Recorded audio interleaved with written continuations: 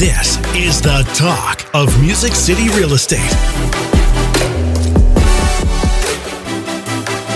Welcome back to another episode of the Talk of Music City Real Estate, where we educate and motivate all things real estate. My name is Monte Mohr with Realty One Group Music City. And I'm Chrissy Amundson, here for Carey Ann with CMG Financial and my mortgage team. Every week we'll be posting a new episode chock full of Nashville real estate value. You can follow along and subscribe at talkmusiccity.com. Got a question for us? Ask away at questions@talkmusiccity.com.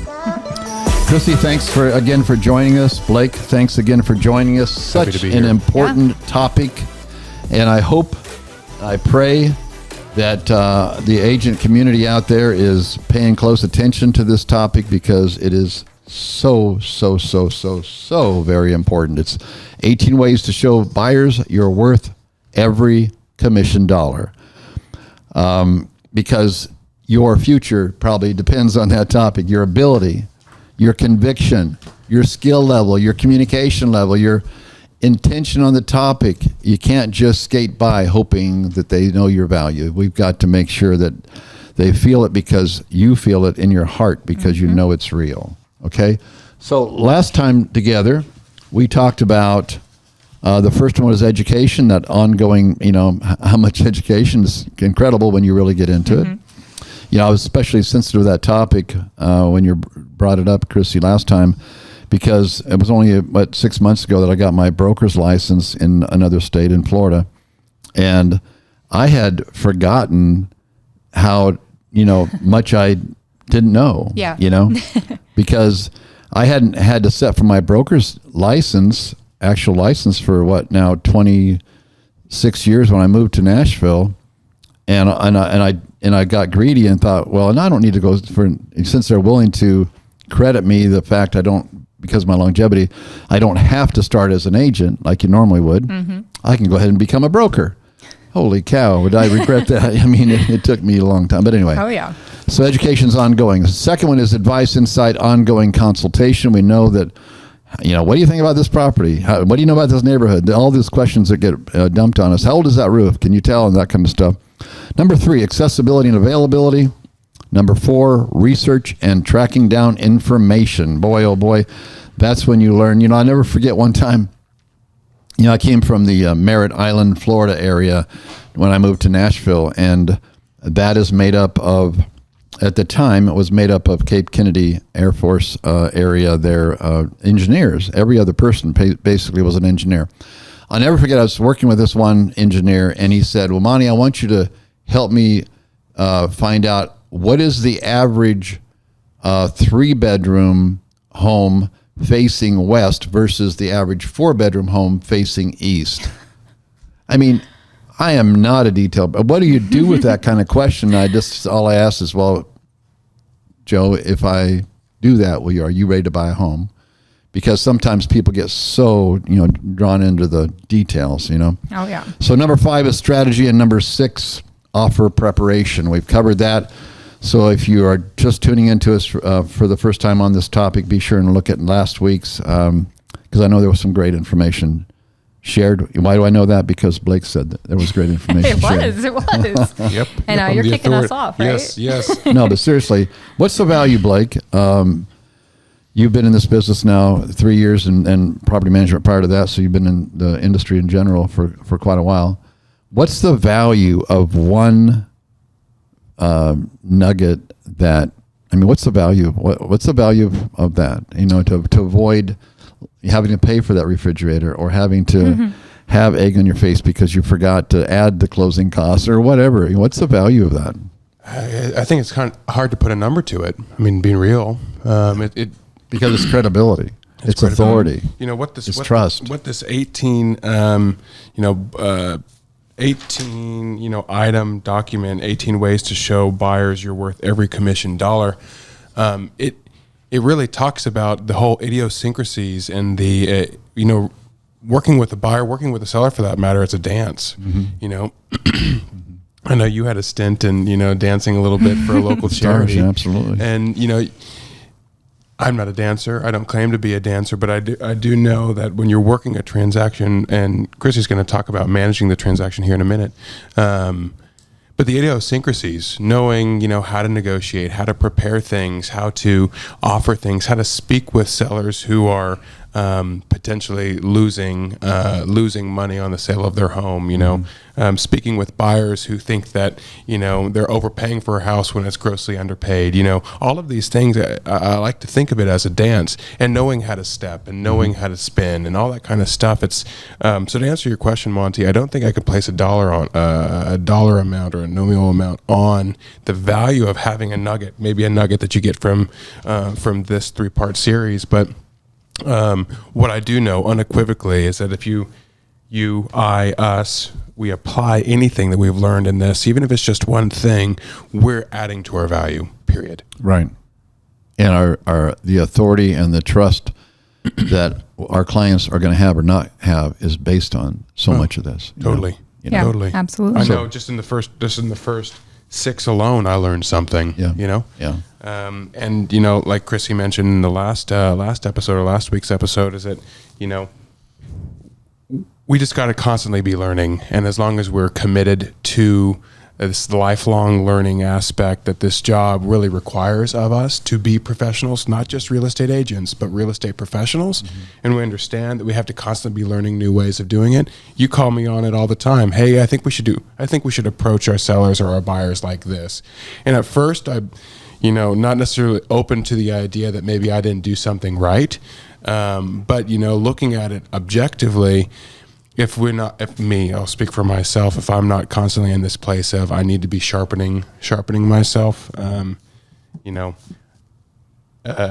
it plays against my value. So I'm really excited about this. I'm going to kick us off here. Number 7, which is offer negotiation. Which you are really good at, by the way. I love it how you tee it up, because it's amazing how quickly you can become best friends with that other agent. And offer negotiation starts with, before you ever write the offer, about getting in that other agent's, the best you can, and being real. I'm not saying being fake, but I'm saying they need to be confident in you. I'll say it that way. Right.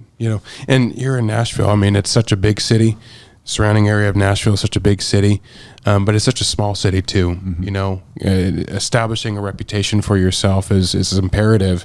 Reading through this, I don't think this speaks to that, but having a reputation that's worth talking about, not like shouting from the house, from the rooftops that, hey, I have a great reputation, but you want to establish yourself not only as an authority in your market, but also as someone who other agents want to work with. And so number 7, offer negotiation. I love this part of the I jokingly say sometimes that my middle name is Negotiation and not Carter. So besides offer preparation, again, which was number 6, negotiation is a huge part of the buyer representation process. Working out all the details and differences between a buyer and a seller to establish the terms of the transaction is critical. The agent must hover over every term and discuss the implications with the buyer so that they can determine what they are okay with and what terms and conditions that they can negotiate further to finalize the transaction. Sometimes offers do not come together for varying reasons. I have a lot of stories on that little anecdote, but maybe that's for another podcast. One of the most significant is a difference on prices. Sellers won't budge or want certain number, and the buyers feel that the property is not worth the number that the seller wants. We're walking through this right now, Monty and I, with a particular seller, and it's painful. But what Monty always says and likes to remind me is we can't want it more than our clients want it. And this is this whole point. I'll get to that in a sec, but underlying that we can't want it more than our client wants it. So continuing, parties often walk away only to revisit weeks or months later, depending on the market climate. Sellers, particularly in slower markets, may have since adjusted their asking price to an amount that the seller initially rejected by the buyer in an offer. I think in this part of offer negotiation, us as agents, us as straight commission sales professionals, I think it's easy to lose sight of why we're doing it. I'm following my own sword here. there's times, and I've mentioned this to agents who I mentor and agents who are on our team, and especially newer agents too, that your client, the consumer, your fiduciary, can't know that you need this transaction to happen. Right. I think that is the biggest detriment an agent can. I think that's. Talk about an annihilation of credibility when the consumer knows that you need this transaction to come to fruition is the moment you lose all credibility. I've been there, and I tell you, maybe we the perfect terms are there, the numbers there, it all works out, but just some level of manipulation to get two parties to agree, some way, somehow, it doesn't work out in your favor in the long run. And I think in this one, mind you be, this profession, again, the thing that distinguishes, this is my opinion, the thing that distinguishes an agent and a professional is this understanding that this is a service before self position and career. And That's so important. The moment we lose sight of that is the moment all of this, pardon my French, goes to shit. One of my very first transactions, I'll never forget it. We had been working on this back then. Things took at least 90 days to close. Okay, so there was a lot of buildup. There was a lot of, and everything was done, manually and all that kind of stuff. But you had to make the copies and deliver them. You didn't have fax machines, let alone the internet. But I'll never forget. My family and we were hurting financially. I mean, hurting because it was I didn't know what I was doing for quite a while, and I'll never forget, by then, of course, you're close to your clients, you care for them, you truly do. I'll never forget giving this lady a hug and saying, I'm so sorry, and having her cry on your shoulder. After you had to deliver the news that I'm sorry, but they rejected your loan, and they're all boxed up. They're ready to close in a few days because we didn't live in the fishbowl we do now, and it wasn't uncommon for the day before for the deal to fall apart. And I remember hugging her, saying I'm so sorry, and being that empathetic, compassionate professional, or trying to walk it out, knowing in the back of my mind I don't know what I'm going to do when I get home. That will build some wonderment, if nothing else, as to why am I doing this. But I feel very fortunate, very blessed that I was able to take that position, because I always remembered that in other situations that I have to have service before self. Like you said a minute ago, that's so, so important. I think there's a really important piece here that we as agents can sometimes think, I need to negotiate to win. I'm going to negotiate to win no matter what it takes, but to make sure you're negotiating in your client's best interest at all times. It's not just to win, it's in their best interest. And that's a certain skill. I'm guilty of that. And I think, some of us are, most of us are, but be willing to admit that, and also, take a look at, okay, it's this constant sharpening of iron, and recognizing, our faults, maybe our defects as a professional, and being willing to change those things, again, adds to our value. So I love this part. It's one of my favorite parts of the process. That aside from getting to the closing table, because that's every sales agent's dream right there. But most importantly, it's making sure that win-win-win is achieved. And thanks for saying that, Blake, because it does need to be win. Chrissy, if you and I were doing a transaction, I'd say, look, Chrissy, I know, and we don't know each other. I'd say, look, Chrissy, I know you're representing your client, and I'm representing mine. But let's do something even grander than that. Let's rise ourselves above this transaction, and let's do what's best for the integrity of all parties. Let's do what's best for the integrity of the transaction, of the experience.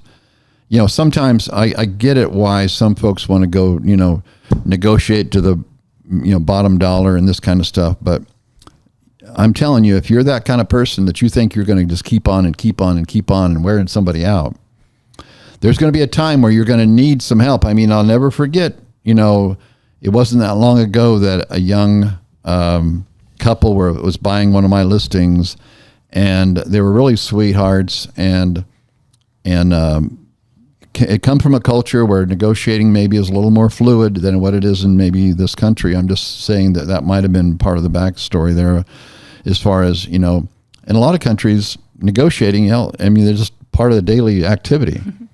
And anyway, they had impressed this clients of mine, the sellers, so much that my clients wanted to give them about half the furniture in the house. Wow. And yet, because they met them, and when they brought their family over during the first part of the transaction. So anyway, towards the end of it, though, my clients, the sellers, felt so beat up because they wanted this and wanted that and wanted this and wanted that, up to the point, and they were okay up to the final point when they pulled the washer and dryer out of the house. People refused to close until they had painted the wall behind that washer and dryer. And by then they had set a stage that this is no longer win-win. You no longer care about the fact that we are offering you half of our furniture and so forth. And so after that, at the closing table, I said, well, folks, were you still planning on, leaving a lot of stuff for these folks? And they said, Monte, we would rather burn what we were going to leave behind than to give it to them because they've been so frustrating to deal with. Okay. And that hurt everybody. Yeah. Because you cannot keep on wearing somebody out. You've got to be okay with win-win. I'm encouraging everybody, especially that are leaders out there, be okay with win-win. Win-win is the best. Yeah. Let's not make anybody feel like they got ripped off or something, okay? And so anyway, I'll get off that soapbox. Like Blake had to get off his, but it's really, really important. So finalizing the offer, once all terms have been worked out, this is where everything comes together, ensuring all offer documentation and addendums are finalized and accurately reflect the transaction. This is extremely important as the escrow, title, and lender will all receive a copy of the documents, so if something is not correct, it could have major implications for the entire transaction. Guys, the lender and the title company haven't seen the house. Carey Ann has said this many times. We didn't know it was a berm house, or we didn't know there was, whatever about that house that was unique.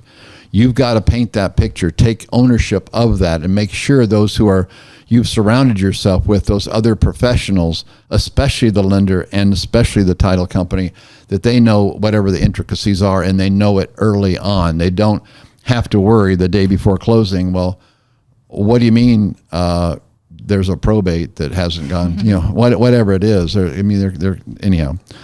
So, Chrissy, tell us about managing the transactions. I don't know anybody on the planet who does a better job than you do on that topic. This is a perfect topic for you to be talking about. Yeah, so before... You manage Monte and I very well, so...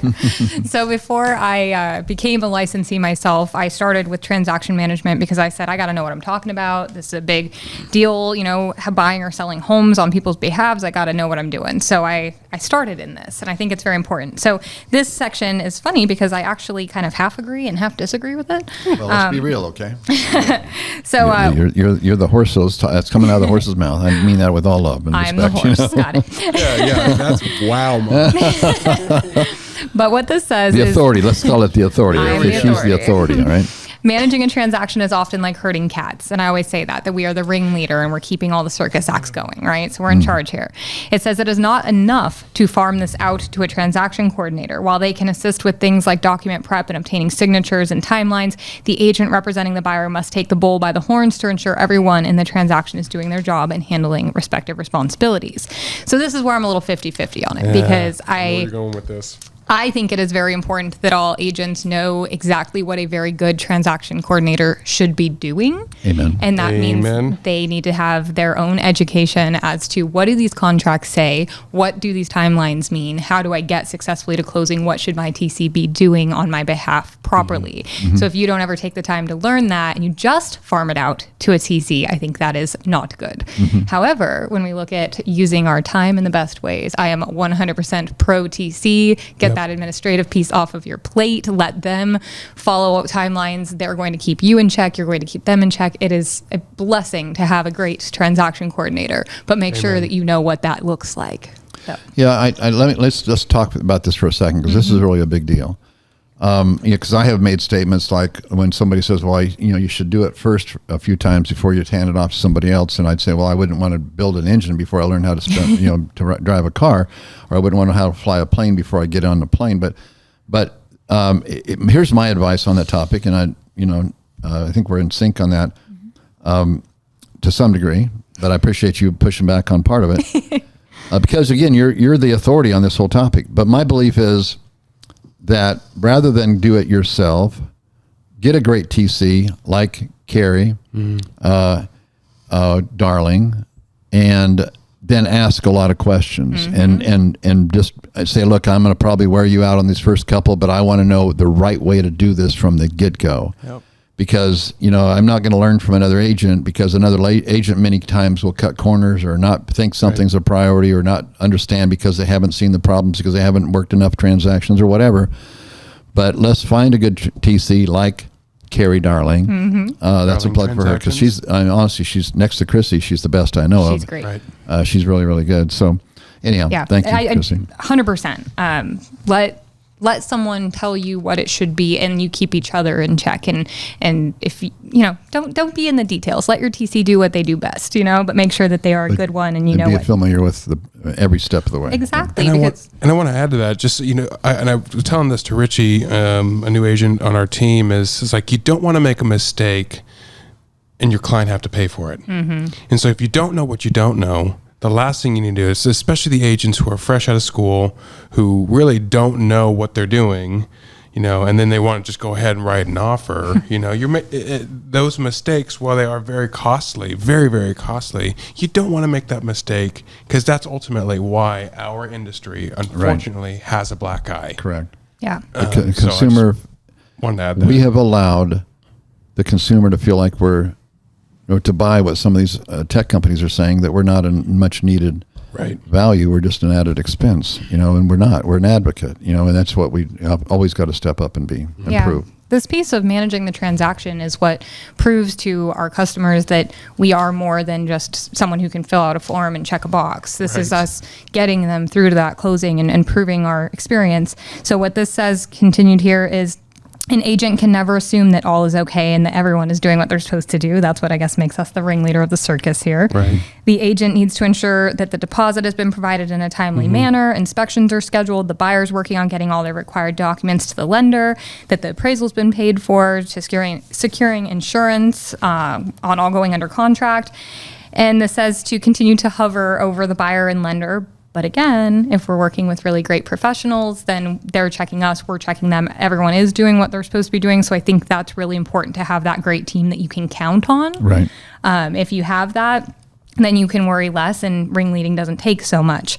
But when it comes to insurance here, there are all sorts of gotchas with insurance that can arise from prior claims or claims involving the buyer on properties they've owned. So, having these professionals, knowing who is supposed to be doing what and when, staying organized, having a great TC that is keeping you organized, and then having open communication to all of the parties. So, they go on here to talk about the appraisal and those timelines as well. But the big picture here is everyone doing what they're supposed to be doing per the contract terms? And are you making sure that's happening on behalf of your client? It's a huge piece. Here's a nugget for everybody that I didn't know in 40 years, and that is, if your client's got a pit bull, and I have a pit bull, it's the best dog I've ever owned. He's precious. He's amazing. He's Otis P. Mohr. That's his name.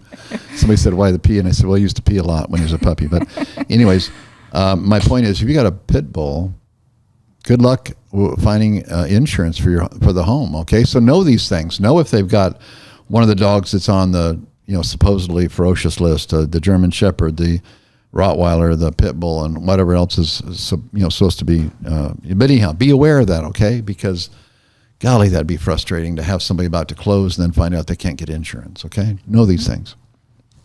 I think that's great. With Chrissy being the authority on this topic, I have nothing more to add. Thank you. So next one, number 10, inspections and repairs. This is often the most significant milestone in the transaction and can take several hours, possibly days, to complete, depending on the number of specialists the buyer wishes to have check on the home and property. An agent often spends a tremendous amount of time in these events. I can attest to the tremendous amount of time there. A general home inspection assessment may generate the need for numerous additional inspections. Well, let's be real here, Blake. This is the number one reason why buyers walk away. Oh, totally.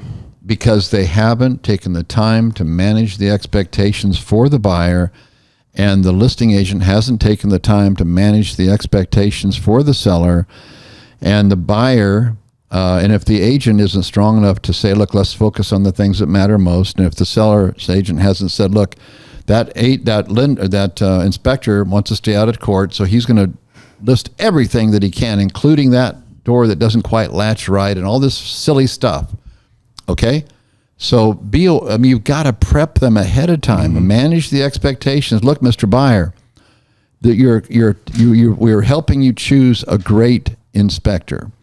But that inspector, because of our litigious society, he or she is going to list everything he possibly can about that house. That doesn't mean everything should be corrected. It's not fair to expect that. No home can stand up to that kind of scrutiny. So let's be aware of that going into it. My point is, manage the expectations so then when you're looking at that 57 items on inspection, you can get real with it. Well, let's focus on, I know that's whatever, those little things, but let's focus on let's choose our battles, I guess is what I'm saying. Sorry for interrupting you. Well, no, I'm just, what I love so much about this list, and I hope that the viewers and the listeners can see this, is that it all goes hand in hand, obviously. This part of the inspections, you can correlate it easily back to the offer preparation as well as the strategy. Back in 21, 20, and parts of 22, the buyer was under the impression, that impression was left on us. The agent said, listen, it's going to be multiple offer. So, be okay with either waiving inspections or taking something as is. You and I, we all know that as is doesn't really mean much in today's day and age. But again, it all goes back to the whole preparation prior to getting to this.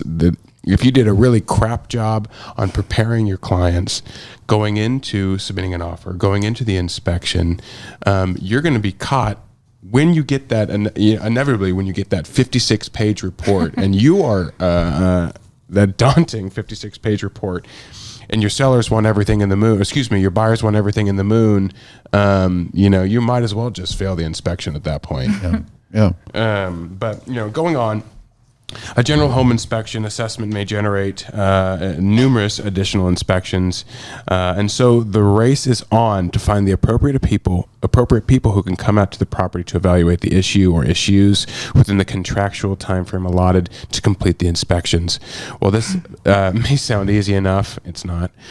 Contractors and various specialists are not on the anytime, all the time schedule that a real estate agent is. That's super important. If you've ever tried to get a repair person out in a critical time, what I'm referring to. Often a request for an extension or additional time may be needed. So let's talk about offer prep. If you have a house that is very old or in disrepair, let's not put in a one-day inspection period because it's probably going to need a little more time than that, right? So, and let's jump over on this just for a second on the listing side of this whole scenario as well. Again, managing expectations. If you've asked those sellers, I know we're talking about buyers here, but if you've asked those sellers, and first time, of course, before you get there, how long they've been in this home. If they've been in this home for at least somewhere between 4 and 5 years, let's say, and you ask them, have you had anybody under your home during that time, if it has a crawl space, for instance, or have you ever had a professional inspection for whatever reason, maybe a pest inspector, whatever. If you haven't had anybody underneath that house for 5 years, do yourself a favor and call Tennessee Home Inspectors and have them do a pre-inspection anyhow, so that the deal killers aren't still lurking out there that you're not aware of. Okay, right? Because again, the buyer in many cases is a little reluctant because of the challenged market we're dealing with right now. But if you've taken care of the big deals, then the small ones are much easier to work with. Yep. Totally. Eliminate surprises. Yeah. Well, and you talked about offer preparation. We could even bring up strategy in this too. If I'm representing a buyer showing property and we see a home that's been on the market, let's say 120 days, and you can clearly tell from either the photos, maybe the marketing, maybe the remarks. After you see the property, you could see, okay, there's clearly some items in this house that need to be addressed. Strategize with your buyer and understand that maybe we need to ask for a 60-day inspection, or 60-day escrow with maybe a 2 or 3 week inspection window, because we might need to get a structural engineer out there. We might need to get a radon. We might need to get pest control. Again, it all boils down to strategy. You don't want to wait until you get the inspection report to start planning for this stuff. Again, difference between an agent and a professional is knowing this stuff. Let me share another nugget real quickly here. For those of you who are, again, if you're listing a house and you see some cracks, keep in mind, first of all, you're in Tennessee. The ground moves, okay? And there's probably not a brick home out there that doesn't have some sort of settling cracks, okay? That's just part of the nature of the beast. If you've got the listing side, you've got to, this took me a while to understand this because I didn't get the connection for a while until I saw the results of it. If you're listing a property and you know it might have some settling, maybe the client messages it to you, maybe you notice it when you're walking around the house. It's best at that point, if it looks like anything of significance, remember you're looking for, let's say, I'm not a structural engineer, I'll say that right off the bat, but if it's over 1/4 of an inch, it could be a potential problem, okay, if it's newer. A lot of dynamite happening in the Middle Tennessee area still and that kind of thing. Go ahead and encourage your client to invest the money in getting a structural engineer out there during the process, okay? I'm not saying hold everything up for that. I am saying that in the process of getting it on the market and so forth, go ahead and address that. Yeah, it's going to cost you $500 to $1,000, possibly, but understand this. When that inspector comes out and he sees this or she sees this, they're not going to put their blessing on that. They're going to defer it to the expert. And then you're going to be at the mercy of the timing of that expert at that point. Right. And guess what? Then you're going to go to a company, and no offense to any of the companies, I'm not mentioning any names, but you're going to go to the company who specializes in structural repair. When that company typically gets there to inspect that, they'll do it for free. See, that's the part of the dynamic here going on. If I get an engineer out there who really knows what they're doing, he's going to cost me something up front. Right. If I get a repair person out here, they're not going to charge anything, but guess how they make their living? They make their living, finding problems, okay? And some of those are real. I'm not saying hide anything that's real. I am saying, though, that I've had many times where an inspector called something out saying, oh, you need a structural person out here. And the structural person saying, look, this house is doing what it's supposed to be doing. This driveway is moving at that seam that was put in the concrete originally like it's supposed to. If you jack it up, you're going to hurt the integrity of what was created the first part. So my point is, if you have the buyer side, yeah, you want one of the free ones because they're, anyway, but if you have the listing, again, we're being proactive here. We're thinking in advance. We're creating our authority. Encourage them to invest some money because that engineer is going to cost a lot less. And then you have that letter. It's going to cost you a lot less than what that repair person is. So, Monte, before we go into this next section that's repairs, while we're still here in inspections, I love something that you say about new construction. Can you share that about inspections and what you've done in the past? As far as the 11th month? Yeah. The 11th month? Yeah. Yeah. So, I was a little shocked the other day when one of our top agents shared that he didn't encourage the buyer to spend the money on an inspection because of brand new construction. Guys, that's not the right approach, okay? Please, that's not the right approach. I came from construction before I ever got into real estate. The ideal situation if you're building a home is to have it inspected a few times during the process. Yeah, it's going to cost more money, but you know how it was built. At least, but what Chrissy's mentioning is, let's say that things are tight, they don't have the money doing the inspection, please get a promise from them that, okay, I'm going to notify you on the 10th month after owning this property, and I'm going to give you a name and number of a couple of different inspectors that I trust, and please do an inspection then at least, because at that point, it's like having not a loaner car, but what's it called when you get one that's already been driven? Pre-owned? Maybe pre-owned.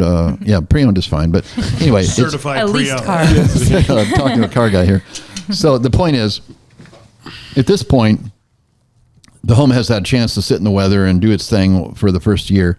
And so actually that's one of the best times to do inspection. The problem to taking that position only, though, is at that point, the builder has already got their money.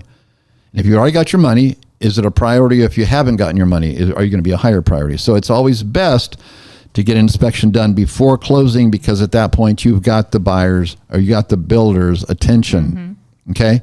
Now, they're still responsible for up to that 1 year. It's required. But again, that builder warranty is only as good as the builder. That's a whole nother story there. But so my point is, in the perfect world, you get one done while it's being built, before closing, and then at the 11th a month, okay? That's the perfect world. But not everybody has a couple $1,000s to invest. The next perfect one is to do it before closing, because that's when you got the buyers or the builder's most intention. Mm-hmm. But at least do one before that 12th month, okay? And submit everything to the builder warranty. Pardon me? And submit everything. Yeah, and then hopefully they'll still honor it. Right. But remember, here's the problem in not doing that. That 3 or 4 or 5 years later, and if you've done a good job, they call you back, and then they find out when they sell the home that you're selling the home for them, that there was some problems with that house that now they have inherited. It doesn't matter probably how loud they shout at that builder if they're still in town, because a lot of them have come and gone over the market conditions the last few years. They inherit that. Now, I'm telling you, I've seen some crazy things over the years. I mean, some really super crazy things. Don't be that agent that doesn't encourage them to at least get a 11th month inspection. Okay. Yep. I love that. And until honestly, I heard that nugget from you, I had never thought about that with builder warranties. It was just so many buyers who said, well, it's brand new, I don't need an inspection. And then, what do you do from there? You just say, okay, and move on. But I love that piece. So, well, you assume it's okay. It's brand new. It's got a 1 year warranty. It's got to be perfect. Guys, the problems don't happen until after that 1 year. And guess who inherits it? Because it wasn't taken care of the first time. Okay, on repairs. Moving right along, we've got 2 more here to talk about on this session. This can be an extremely stressful part of the transaction. Okay, I think what I would rather spend a lot of time here with is this. Have you heard of Boss Cat? Oh, yes. Okay, here's the deal. Okay, this is great. This is great, but I want to make sure we have time to talk about Boss Cat. Here's the setting, okay? The inspection has been done. The inspector is trying to keep himself out of court, so he's listed everything. Your client is freaking out. You as the buyer's agent, though, or the seller's agent, managing the expectations. Let me tell you a quick example. When a Boss Cat first came out, they used to be called punch lists. They're called Boss Cat now. I was selling a home in Franklin. The lady had moved into it. Her father, and she was in her 60s, her father had built the home. Okay, that's how old the home was, and nobody had been into that house for a long time. So we sent Punch List, who's now Boss Cat, into that property, and I had that taken care of before we ever address it, because we come back with this. We got this long list of repairs. Again, I know I'm talking on the seller side, but this is equally important, if not more so, because again, inspection process is that's the number one reason why people walk away from a deal. If you can, though, share with your buyer through the help of the listing agent who is being proactive, reach out to Boss Cat, because in 24 hours, Boss Cat will take that inspection report and decide exactly what that's going to cost and guarantee it for a year with licensed and insured people, and they will be as competitive as they possibly can in the cost of that, even competing with Sally Sue and Billy Bob and their repair person. No offense to either one of those folks. So that answers these questions you're saying? Overall, yep. How much will things cost to repair? What issues are the most critical? Because they'll send you a list that you can take away or from or whatever. But anyhow, the point is, to me, that just brings there's so much value in having an answer, because remember, we're getting paid on our authority and our ability and our connections and so forth, and to have something like that up your sleeve, whether you use them or not, just to dismiss the pain, because it's the unknown is the scary part, okay? Right. Most buyers are not, and sellers are not contractors, and so when they see this list, oh my God, the house is about ready to cave in, and then we find out from Boss Cat, oh, there's about $3,000 worth of repairs. Well, show the list to the seller. The seller freaks out, but then as the listing agent, no, we've got a solution to that, and you can pay out of closing, okay? Yep. Did you hear me? Yep. You can pay out of closing, so it's not even money out of pocket. And incredible. to your client, your buyer, it has a 1-year warranty on all the work they've done. So I'm not on their payroll, I promise you, but well, just the importance of having an arrow in your quiver or an additional tool in your tool belt when something like this, you do not want to be caught with I don't know. I don't know how to handle this. Again, it boils down to preparation. You don't want to get to that point. And who do I have to call? Who do I have to call? Mm-hmm. Yeah, because having that arrow in your quiver is important. I like handyman. I've used handyman for a long time, but a handyman isn't going to typically have, a lot of times, isn't going to have insurance. They're not going to have somebody answering the phone for them. They're not. Again, no offense to any handyman. There's some awesome people out there. But if you're really good, Mr. Handyman, and you're listening to this, then call up Boss Cat because they might hire you as well. Okay, that's just a great system. I love that system. I really absolutely do. Agree. So we have appraisals are the next topic here. Whose turn? So I think this, again, goes back to managing expectations. So we'll look at some of what they say, but I like to throw that in there because if on the listing side, you're managing the seller's expectations, you're starting at prices that make sense. And if you're on the buyer side, you're offering things that make sense. So for appraisals, this is one part of the transaction where we have little control. So I would say outside of that preliminary, yes, the appraiser is in control of telling us that value. The agent working with the buyer needs to ensure the appraisal is turned around in a timely manner to comply with financing and appraisal contingency timelines in the contract. They must micromanage the process so as not to jeopardize the buyer's escrow deposit. Should the appraisal report come back with a valuation or condition issue that needs to be addressed, the buyer's agent must dive in to assess what's going on, determine what is needed to help resolve that issue. And this whole time, the clock is ticking and an extension on the buyer's financing or an appraisal contingency may be needed. So again, just setting realistic expectations, prepping that offer properly, making sure there's time to get everything done that needs to be done.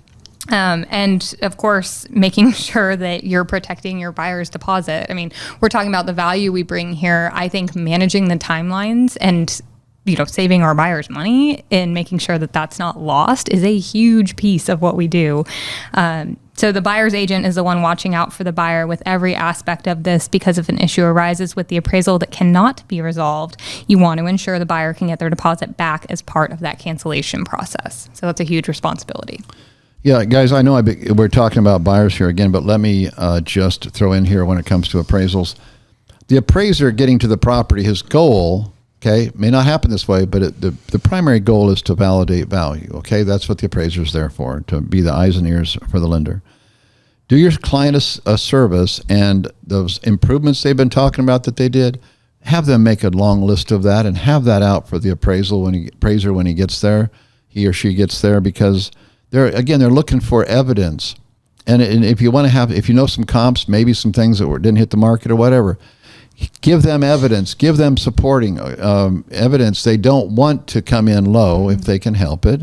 So, but help out. Again, that's part of your value add here is getting to the finish line as successfully as possible. Yeah, one of the things that we used to do, and we still do too, is especially back in the day where we were selling homes multiple offer and above list, and sometimes significantly above list, is when we again, because of the 2008 and all the stuff that happened then, the buyer's agent doesn't have the ability to communicate with the appraiser, for obvious reasons. But as a selling agent or listing agent, they reach out to us to schedule those appraisals. And again, in the essence of win-win, trying to maintain, especially if there's a difference between what the marketing price was or the listing price was and what the contract price is, I give that information to the appraiser. I give them, especially if we feel like we might be stretching a value to, I give them the comps that I use. I even give them what the contract price is too, and just kind of for nothing more than total continuity in the process and win-win-win. Last thing we want is for us to say, okay, the house is $1 million. They didn't have enough comps to justify, so they're coming in at 900. How do you reconcile that? And the easiest answer to that is it's hard. You can, but anyways, it's just all about win-win-win. Yeah, on either side, the value that the agents bring to this is the market knowledge, the education, and knowing where do we list at, what do we offer at. Correct. Let's make it that win to the end. Right. So. This is what I can promise you. 40 years in the business. If you will internalize these things we're sharing, it's going to make your world so much better in the future because you're going to have such stronger credibility with your clients, and you're going to be in a situation where for the last several years now, most of my business that I've been involved in personally has been past clients and past client referrals, and that's the goal for everybody, is to build that database. And that only happens if they have the undying desire to refer you to the family and friends because they know their name's on the line, and if you've done a great job for them, if you've done these things we're talking about, and that we're going to pick up next week, the next time, same place, same time. We have 6 more, the final 6 of the 18. What is it called again? The 18 the 18 ways to show buyers your worth every, not just part of them, but every commission dollar. Thanks everybody for joining us today. Again, I look forward to seeing you again next week. Be sure and dial into the talk of Music City Real Estate. Thank you.